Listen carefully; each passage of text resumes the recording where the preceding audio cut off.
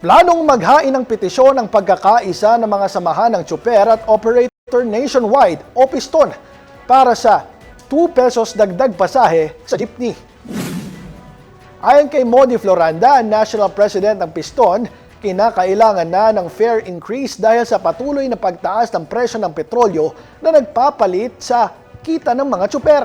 Sa panayam ng DATV News kay Floranda, nilinaw nito na prioridad na isinusulong ng kanilang grupo ang pagbasura sa Oil Deregulation Law at pag-alis ng excise tax at VAT sa petrolyo.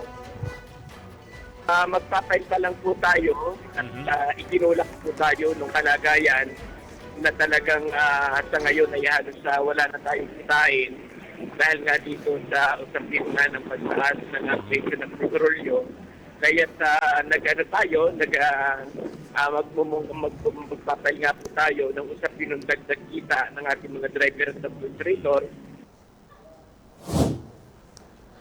Target ng grupo na ihain ang petisyon sa taas pasahe sa Land Transportation Franchising and Regulatory Board o LTFRB sa March 16.